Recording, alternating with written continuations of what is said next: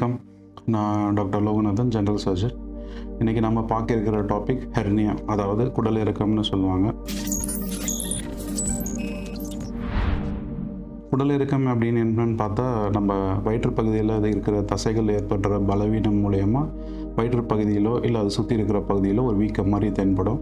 அந்த வீக்கத்தின் வாயிலாக வயிற்றுக்குள்ளே இருக்கிற சிறுங்குடலோ பெருங்குடலோ இல்லை மற்ற உறுப்புகளோ அதன் வாயிலாக வெளியேறும். இதைத்தான் ஹெர்னியான்னு சொல்லுவாங்க. இதை பெரும்பாலும் பார்க்குறவங்களுக்கு ஒரு வீக்கம் மாதிரி தெரியும். ரொம்ப நேரம் நின்றுட்டு இருந்தாலோ இல்லை உட்காந்துட்டு இருந்தாலோ அந்த வீக்கம் வெளியே தெரியும்.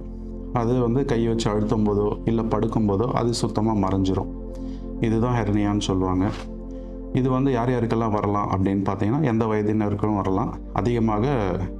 வயது அதிகமாக அதாவது மூப்படையும் போது இது வருவதற்கான எண்ணிக்கை அதிகம். ஆண்களுக்கு அதிகமாக வரும்.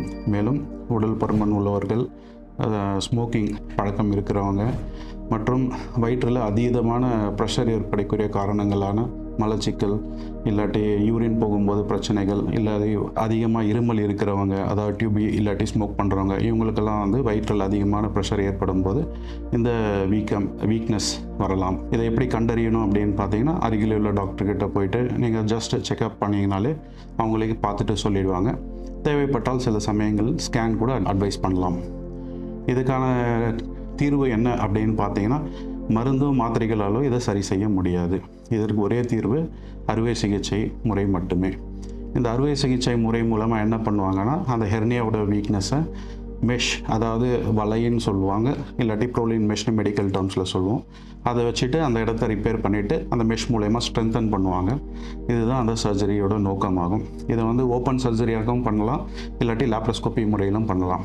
ஓப்பன் சர்ஜரி மூலயமா என்ன பிரச்சனைனா, சிறிய சர்ஜரிக்கு, சிறிய ஹெர்னியாவுக்கு சின்ன கீரல் போட்டால் போதும். அதே சைஸ் பெருசாக இருந்ததுன்னா அதுக்கேற்ற மாதிரியான கீரல் வரும். அதுவே லேப்ரோஸ்கோபிக் சர்ஜரியில் என்னென்னு பார்த்தீங்கன்னா, எவ்வளோ பெரிய ஹெர்னியாவாக இருந்தாலுமே நுண்துளைகள் மூலியமாகவே சரி செய்து விடலாம்.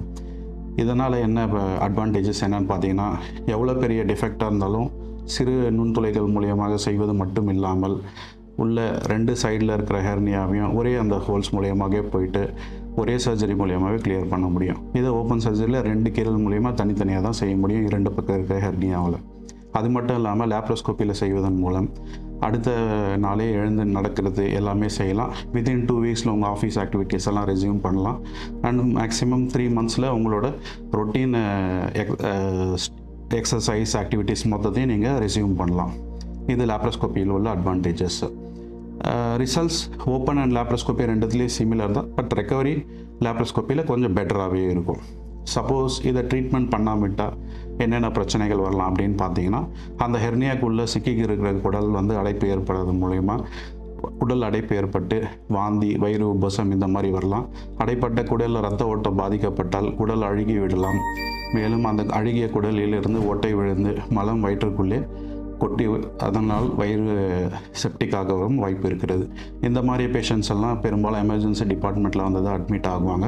அவங்களுக்கு லேப்ரோஸ்கோபி மூலயமா தீர்வு செய்கிறதுன்றதுக்கான பாசிபிலிட்டி அந்த மாதிரி சுச்சுவேஷனில் ரொம்ப கம்மி. அதனால் ஹெர்னியா சிறுசோ பெருசோ எவ்வளோ இருந்தாலும் உங்களுடைய மருத்துவரை அணுகி அதற்கான தீர்வினை உடனே காண்பது better. One health super speciality hospital, GST road, Vandalur. புதிய கிளாம்பாக்கம் பேருந்து நிலையத்தின் எதிரில். தொடர்புக்கு 0944502558. உங்க ஹெல்த்துக்கு ஒன் ஹெல்த் இருக்கு.